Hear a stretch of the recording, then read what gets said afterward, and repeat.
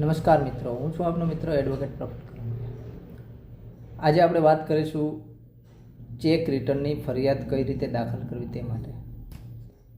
સૌથી પહેલાં તો તમને કોઈ વ્યક્તિએ ચેક આપ્યો હોય, તે ચેકથી તમારે તેઓની પાસેથી તમારી લેણી નીકળતી બાકી રકમ વસૂલ કરવાની હોય ત્યારે તમારે તે ચેક તમારી જે તે બેંકમાં, તમારું જે બેંકમાં ખાતું હોય તે બેંકમાં તે ચેક જમા કરાવો।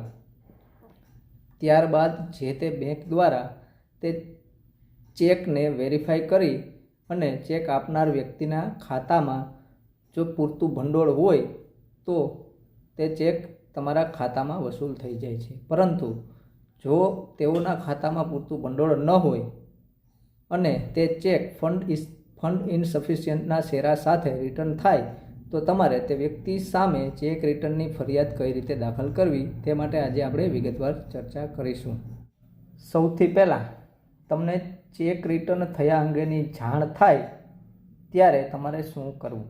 પહેલી વાત તો જ્યારે તમારો કોઈ ચેક રિટર્ન થાય ત્યારે જે તે બેંક દ્વારા તમને તમારો રિટર્ન થયેલો ચેક અને ચેક સાથે રિટર્ન મેમો આપવામાં આવે છે। રિટર્ન મેમો એટલે કે તમને તે ચેક રિટર્ન થયા અંગેની જાણ કરતો મેમો।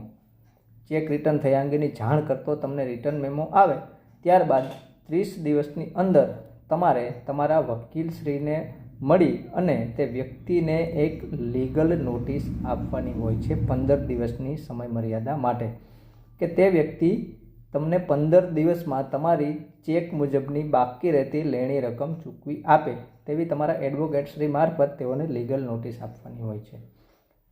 જો તે લીગલ નોટિસ તેઓના સરનામે બજી જાય અને 15 દિવસની અંદર તેઓ તમારી જે બાકી રહેતી લેણી રકમ છે જે તમને ચૂકવી ના આપે તો ત્યારબાદ તમારે શું કરવું?